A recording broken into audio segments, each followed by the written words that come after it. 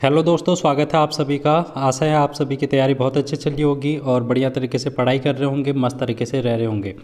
दोस्तों, मेरा नाम है रवि। आज हम बात करेंगे अंतिम 45 दिनों के महासंग्राम में डे 38 की। तो 38वीं क्लास है जो कि आज हम डिस्कस करने वाले हैं। इससे पहले हमने 37 क्लास है जो कि करा दी हैं। और ये जो अंतिम 45 दिनों का महासंग्राम है, इसमें आप लोगों को जीएस, आपका फाउंडेशन जो जीएस का है उसको किस तरीके से मजबूत किया जा सकता है उसकी यहाँ पर बात की जाती है।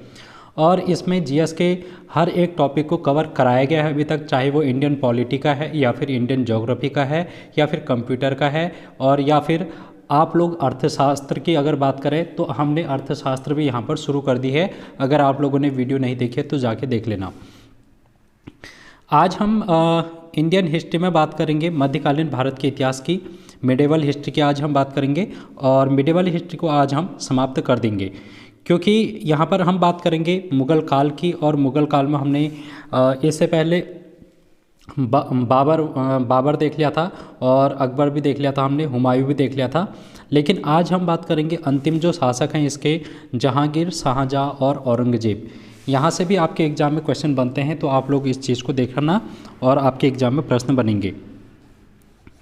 तो उसके अलावा आप लोग यहाँ पर उत्तराखंड के पर्यटन वाली क्लास देख सकते हैं। कंप्यूटर की क्लास आप लोगों के लिए इंपॉर्टेंट रहेगी, कंप्यूटर भी देखें।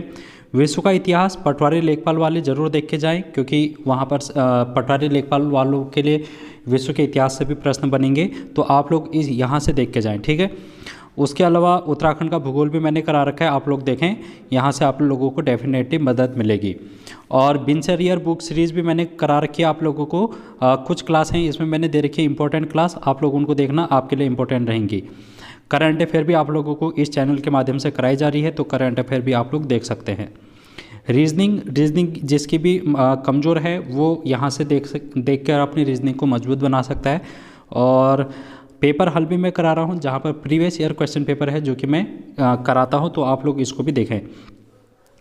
इसके अलावा आप लोग हिंदी की क्लास भी देखना ना भूलें, और हिंदी में लगभग 30 से 31 क्लासें मैंने यहाँ पर कराई हैं, तो आप लोगों के लिए बेहद फ़ायदेमंद रहेंगी। उसके अलावा आज हम बात करते हैं अपने मेन टॉपिक पर, ठीक है दोस्तों। तो पुलिस कांस्टेबल वाली अंतिम समय है और जितना ज़्यादा हो सके रिवीजन करने की कोशिश करें। जितना ज़्यादा आप रिवीजन करेंगे उतना ज़्यादा आप लोग वहाँ पर स्कोर करेंगे। और आप लोगों ने जितना भी पढ़ रखा है उसी चीज़ को आप रिवाइज करिए मल्टी टाइम, जितना भी समय होता है अपने माइंड को फ्रेश रखें। क्योंकि जब हमें याद नहीं होता है अंतिम समय में, या फिर हमें ऐसा होता है कि सिलेबस बचा है, अभी ये पढ़ना है वो पढ़ना है, तो इसके लिए हमें अपना माइंड को फ्रेश रखना पड़ता है अंतिम समय में। तो आप लोग अपने माइंड को फ्रेश रखने की कोशिश ज़्यादा से ज़्यादा रखें, सोचें और ज़्यादा लोड ना लें। आसान सा पेपर आएगा, आसानी से कर ले जाओगे, तो दिक्कत लेने वाली बात नहीं होनी चाहिए यहाँ पर। तो आज हम बात करेंगे जहांगीर की, और इसका शासन कालक्रम 1605 से 27 तक है। कालक्रम इनसे नहीं पूछा जाएगा, बट आप लोगों को नॉलेज होनी चाहिए कि कौन सा शासक कब आया था, तो इसलिए आप लोग इसको ओवरव्यू में हल्का सा देख सकते हैं कि जहांगीर का शासनकाल कब से कब तक का था। जहांगीर के बचपन के नाम की अगर हम बात करें तो ये सलीम इसके नाम था, इसका सलीम नाम था, और अकबर का ये बेटा था, ठीक है दोस्तों। और यहाँ पर ये एक महत्वपूर्ण कार्य के लिए जाना जाता है। जब ये 1605 ईस्वी में इसका राज्याभिषेक हुआ। राज्याभिषेक मतलब जब इसका गद्दी पर बैठा 1605 ईस्वी में, उसके बाद इसने अपने शासन में एक व्यवस्था बनाई जिसमें न्याय की जंजीर इसने अपने महल के बाहर से लगाई और उसमें घंटियाँ टांग दी। और घंटियाँ टांगने का मतलब यह है कि जब भी कोई किसी को न्याय चाहिए था राजा से तो घंटे बजाता था वो, और इस प्रकार से फिर जहांगीर उसकी सुनवाई करता था। तो ये प्रथा है जो कि न्याय की जंजीर इसने बनवाई थी, तो इसलिए इसको जाना जाता है। उसके बाद आप लोग देखेंगे इसके बारे में, इसकी आत्मकथा से आप लोगों से क्वेश्चन पूछ लिया जाता है। तो आत्मकथा इसका आत्मकथा का नाम है तुजुक ए जहांगीरी, ठीक है। तुजुक ए जहांगीरी है जो कि आप लोगों को इसकी आत्मकथा से पूछा जाएगा, तो आप लोग उसको कर लेना। जिसको पूर्ण किया था मोतबिंद खां ने, ठीक है। इसके ये इतना नहीं पूछा जाएगा पुलिस कांस्टेबल में, बट आप लोग याद कर सकते हैं पटवारी लेखपाल के हिसाब से। बट आत्मकथा आप लोगों से पुलिस कांस्टेबल के एग्जाम लेवल तक का पूछा जा सकता है।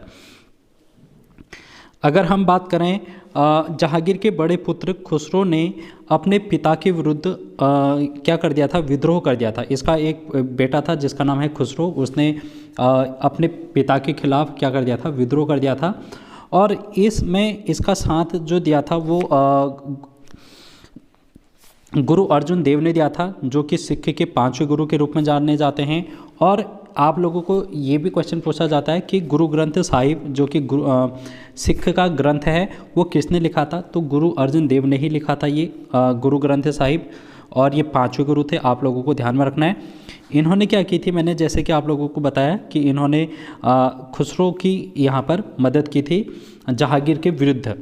इसलिए जहांगीर ने अर्जुन देव को फांसी की सज़ा सुनाई और अपने बेटे, बड़े बेटे को ही इसने अंधा कर दिया था। तो इस प्रकार है जो कि जहांगीर एक क्रूर शासक था, आप देख सकते हैं। और इसकी शादी होती है और उसका नाम था नूरजहां। नूरजहां आप लोगों से पूछा जाता है, महत्वपूर्ण है।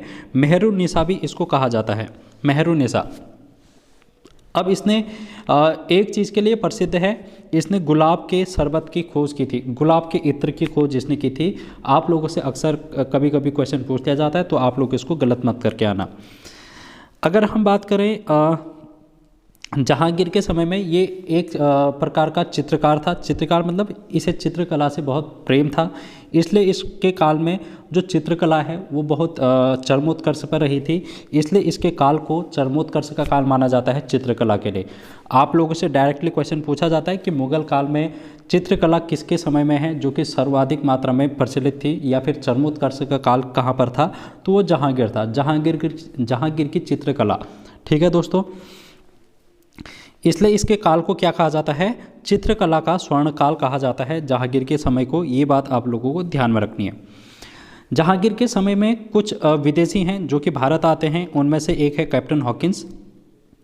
ठीक है दोस्तों, ईस्ट इंडिया कंपनी की तरफ से आते हैं ये लोग। और कैप्टन हॉकिंस यहाँ पर आता है और कैप्टन हॉकिंस एक चित्र बना के इसका लाता है, तो जो जहांगीर को बहुत पसंद आता है, क्योंकि ये चित्रकला का दीवाना ही था, इसे चित्रकला बेहद पसंद थी। और कैप्टन हॉकिंस इसकी कमजोरी को जानता था, तो कैप्टन हॉकिंस ने चित्र बना के जब इसके सामने लाया तो ये बहुत बेहद प्रभावित हुआ उस चित्र से। और इस प्रकार उसने कैप्टन हॉकिंस को अपने दरबार में आने की अनुमति दी और कुछ गिफ्ट भी इसने उसको किया। इस तरीके की यहाँ पर बातें की जाती हैं, मतलब इतिहास में जानकारी मिलती है। उसके बाद कब आया था ये कैप्टन हॉकिंस, तो आप लोग कहेंगे 1608 में आया था। उसके अलावा यहाँ पर टॉमस रो नामक एक ब्रिटिश है, वो भी यहाँ पर भारत में आया था। ये भी आपको ध्यान में रखना है। इसके अलावा आप लोगों से क्या क्वेश्चन पूछे जाते हैं जहांगीर से, इसने तंबाकू है जो कि तंबाकू का सेवन इसने बंद कराया था, ये भी आप लोगों से क्वेश्चन पूछा जाता है। गौ हत्या पर रोक लगाने वाला मुगल शासक कौन था, ये क्वेश्चन भी आप लोगों से पूछा गया है, तो ये है जहांगीर। इसके अलावा जहांगीर के समय में सूरदास जी थे। हम लोग ने हिंदी साहित्य में सूरदास पढ़े हैं, सूरदास की महत्वपूर्ण रचनाओं को भी देखा है, तो आप लोगों से पूछा जा सकता है कि सूरदास किसके समकालीन थे, तो सूरदास यहाँ पर जहांगीर के समकालीन थे और सूर सागर की इन्होंने रचना कर रखी है। ये बात आप लोगों को हिंदी साहित्य में पता होगी। ठीक है दोस्तों, इस प्रकार 1627 ईस्वी में इसकी मृत्यु हो जाती है और इसको लाहौर में दफनाया जाता है। इसलिए इसका मकबरा है जो कि जहांगीर का लाहौर में देखने को मिलता है। तो मकबरों से आप लोगों से क्वेश्चन पूछे जाते हैं। मध्यकालीन भारत में जितने भी शासक हैं उनके मकबरे आप लोग याद कर लेना, जैसे कि हुमायूं है, अकबर है, शाहजहाँ है, औरंगजेब है।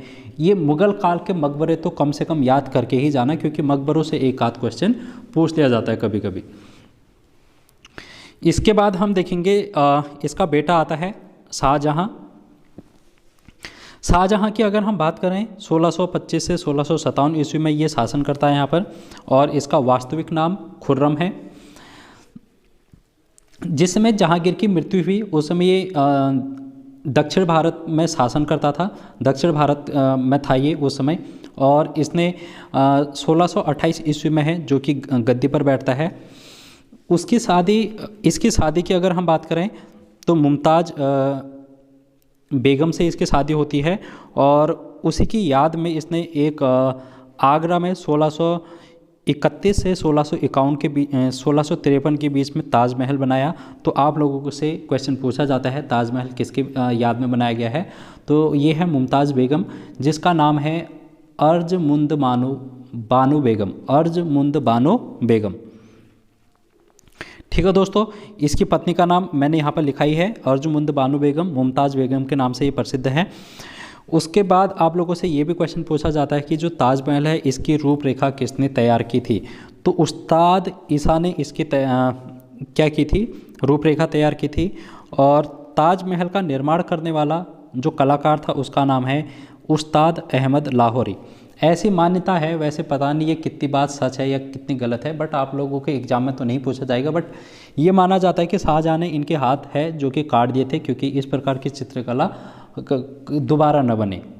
ठीक है दोस्तों, तो इस तरीके से आप लोग शाहजहाँ को भी देख सकते हैं। और शाहजहाँ है जिसने दिल्ली में बहुत सारे यहाँ पर भवन निर्माण कराए और स्थापत्य कला का इसने विकास किया, जिस कारण जहांगीर के काल को स्थापत्य कला का स्वर्ण युग कहा जाता है। क्या कहा जाता है? स्थापत्य कला का स्वर्ण युग। तो आप लोगों से इस टाइप के प्रश्न ग्रुप सी के एग्जाम में पूछे जाते हैं, तो आप लोगों को ध्यान में रखना है शाहजहाँ का काल स्वर्ण युग का काल माना जाता है। और इसने कुछ इमारतें बनाई थी, जैसे कि दिल्ली का लाल किला हो गया, दिल्ली का जामा मस्जिद हो गया, ताजमहल हो गया, आगरा का मोती महल और लाहौर में शीश महल। ये इसने क्या बनाए थे? कुछ इमारतें हैं जिसकी इसने निर्माण करवाया था। अब आप लोगों से एक क्वेश्चन ये भी पूछा जाता है कि शाहजहाँ ने कौन सा शहर बसाया था, तो इसने अपने नाम पर शाहजहानाबाद शहर बसाया था। ये बात भी आप लोगों को ध्यान में रखनी है, जो कि वर्तमान में अभी आप लोग पुरानी दिल्ली में चांदनी चौक नाम सुनते होंगे, तो वहीं पर है जो कि ये शाहजहानाबाद है। ठीक है, उसके बाद आप लोगों को इससे क्या ध्यान में रखना है, आप लोगों से एक क्वेश्चन ये भी पूछा जा सकता है कि उत्तराधिकार का युद्ध किसके शासनकाल में लड़ा गया था। उत्तराधिकार का युद्ध है कि जैसे जो मुग़ल होते थे वो अपने पिता की मृत्यु के बाद ये लोग आपस में युद्ध करके तलवार की ढाल पर युद्ध करके शासन में आते थे, गद्दी पर बैठते थे। तो ये प्रथा तो वैसे पहले से ही चली आ रही थी कि किसी न किसी के शासक की मृत्यु करके गद्दी पर बैठने वाली प्रथा, लेकिन शाहजहाँ के काल में ऐसा कुछ थोड़ा सा अलग हुआ।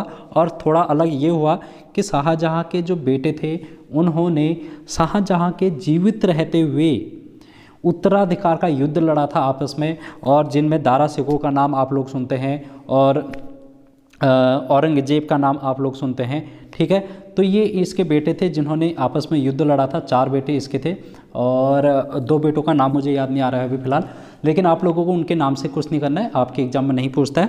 दारा शिकोह का नाम आप लोगों से पूछा जा सकता है, तो दारा शिकोह और औरंगजेब के बीच में भी युद्ध होते हैं।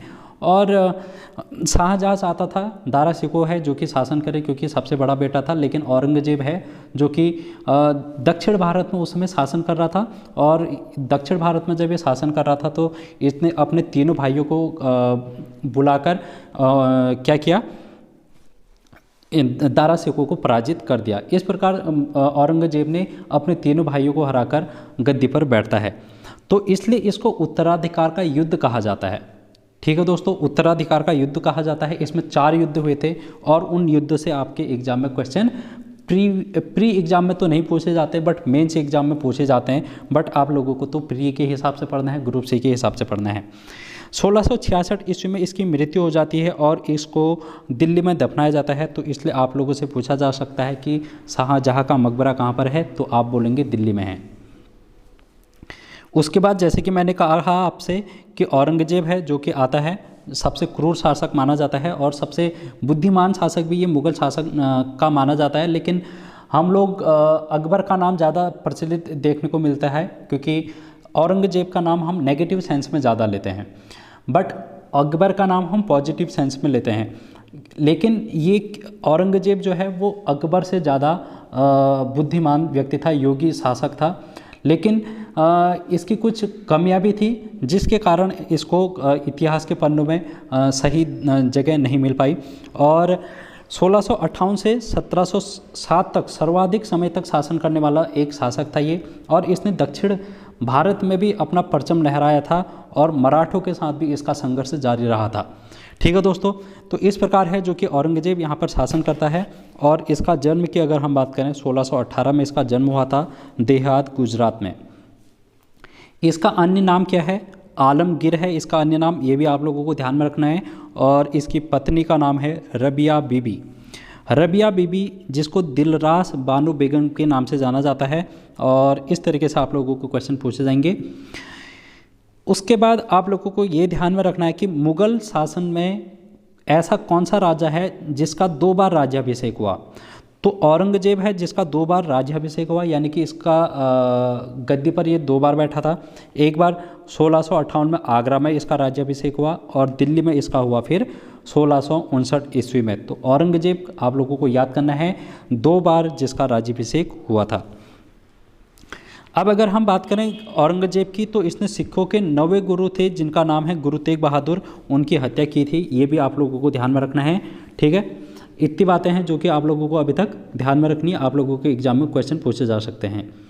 अगर आप लोगों से पूछा जाएगा कि 2 बार राज्याभिषेक दिल्ली सल्तनत में किसका हुआ, ये तो मुग़ल काल की हम बात करें, मुग़ल काल में तो औरंगजेब का हुआ था। लेकिन अगर हम बात करें दिल्ली सल्तनत में, तो अलाउद्दीन खिलजी है जिसका दिल्ली सल्तनत में 2 बार राज्याभिषेक हुआ था। ये बात भी आप लोगों को ध्यान में रखनी है।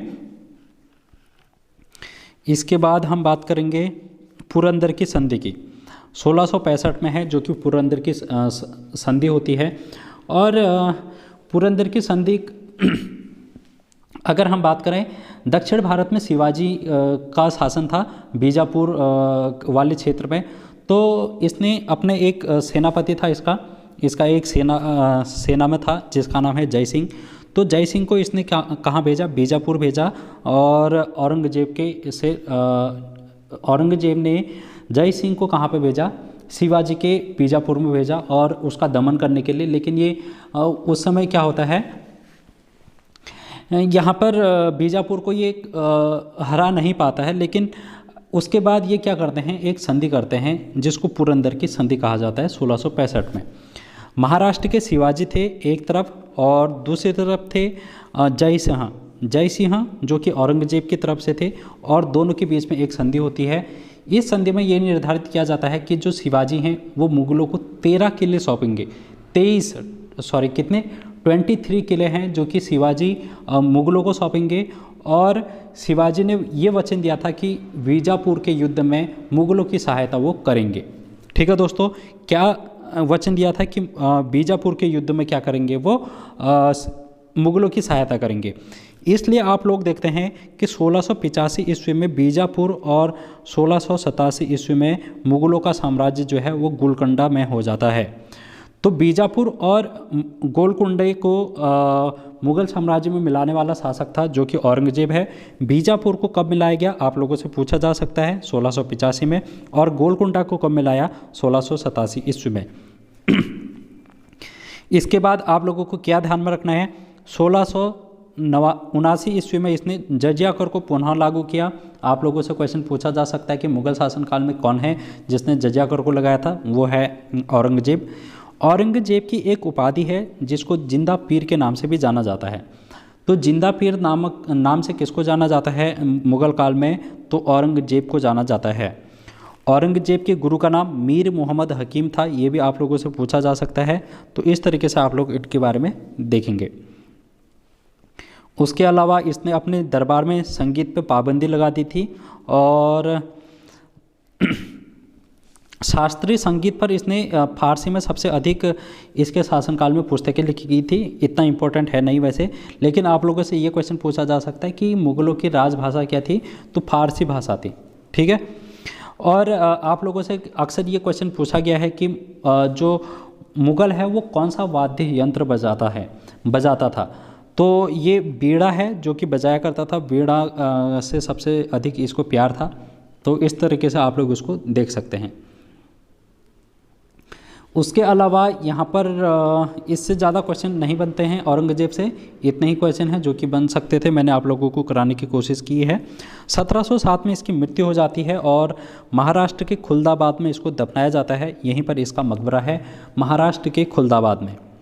इसकी आत्मकथा का जिक्र भी आप लोगों से पूछा जा सकता है। तो इसकी आत्मकथा किस नाम से है? आलमगीर नामा से। आलमगीर नामा से इसकी आत्मकथा है। इतनी बात है जो कि आप लोगों को ध्यान में रखना है, ठीक है। इस प्रकार है जो कि मुगलों का अंत है। इसके बाद हो जाता है उत्तर मुगल काल, इसके बाद आता है। और उत्तर मुगल काल में जो शासक हैं उनसे क्वेश्चन नहीं बनते हैं, ठीक है, आपके अगर हम ग्रुप सी की बात करें तो। और अब हम बात करते हैं मराठा साम्राज्य की। मराठा साम्राज्य से यहाँ पर हम छोटा सा इसका जिक्र करेंगे मराठा साम्राज्य का, क्योंकि जो क्वेश्चन आप लोगों से पूछे जाते हैं मराठा साम्राज्य से वही क्वेश्चन है जो कि मैं यहाँ पर लेके आया हूँ। और अगर हम मराठा साम्राज्य को बात करेंगे तो जब हम कन्या साइकिल अलग से पढ़ेंगे तो उसमें हम इस चीज़ को ज़्यादा डिटेल में पढ़ेंगे, ठीक है। अभी फिलहाल पुलिस कांस्टेबल के एग्ज़ाम को ध्यान में रखते हुए मराठा साम्राज्य को मैं कम करा रहा हूँ, लेकिन इतना करा रहा हूँ कि आप लोगों के एग्ज़ाम में क्वेश्चन बन जाएगा। तो मराठा साम्राज्य की अगर हम बात करें तो इसके संस्थापक आप लोगों से पूछा जाता है छत्रपति शिवाजी हैं जो कि इसके संस्थापक हैं। इनके पिता का नाम शहाजी भोसले है, ये भी आप लोगों से पूछा जाता है। माता का नाम भी पूछा जाता है, जीजाबाई है। और गुरु का नाम भी पूछा जाता है, दादा कौंडदेव। दादा कौंडदेव भी हैं और गुरु रामदास भी हैं इनके गुरु। यहाँ पर मैंने लिखा नहीं है लेकिन आप लोग लिख लेना, गुरु रामदास। गुरु रामदास इनके मुख्य गुरु हैं। और ये जो दादा कौंडदेव थे ये इनके बचपन के गुरु थे, ये बात आप लोगों को ध्यान में रखनी है। उसके अलावा शिवाजी की राजधानी आप लोगों से पूछी जा सकती है, पूछी जाती है भी। रायगढ़ है जो कि महाराष्ट्र में स्थित है, यहाँ पर इनकी क्या है, राजधानी स्थापित करते हैं ये। और इनकी उपाधि है जो कि राजा की उपाधि इनको दी थी किसने? औरंगजेब ने। तो औरंगजेब के द्वारा इनको राजा की उपाधि दी जाती है। इस प्रकार से आप लोगों को इनको ध्यान में रखना है। और औरंगजेब ने अपने शासन प्रशासन को चलाने के लिए मंत्रिमंडल की स्थापना की थी, जिसमें 8 प्रधान हुआ करते थे जिनको हम अष्टप्रधान के नाम से जानते हैं। और इस अष्टप्रधान में से आप लोगों से एक क्वेश्चन पूछा जाता है जिनका नाम है पेशवा। तो पेशवा कौन सा पद है ये आप लोगों से पूछा जाता है। ये अष्टप्रधान का सबसे महत्वपूर्ण पद था उस समय और जिनको प्रधानमंत्री के नाम से जाना जाता है, ठीक है दोस्तों। इतनी बात है जो कि आप लोगों को मराठा साम्राज्य से एग्जाम में पूछी जा सकती है। तो इस प्रकार हमारा मुगल काल है और मध्यकालीन भारत है वो समाप्त हो जाता है। इसके बाद हम बात करेंगे अब कुछ महत्वपूर्ण आधुनिक भारत की तरफ हम चले आएंगे। अब आधुनिक भारत में है जो कि हम बहुत सारी चीज़ों को डिस्कस करेंगे। तो तब तक बने रहिए और चैनल को सब्सक्राइब कर लेना और ज़्यादा से ज़्यादा वीडियो को शेयर करना। नेक्स्ट वीडियो में मिलते हैं जहां पर हम बात करेंगे यूरोपियों का आगमन भारत में। ईस्ट इंडिया कंपनी, पुर्तगाली, डच, ब्रिटिश, ये सभी कंपनियों के बारे में हम अगली वीडियो में बात करेंगे। तो तब तक बने रहिए और खुश रहिए, मस्त रहिए, पढ़ते रहिए। Thank you so much.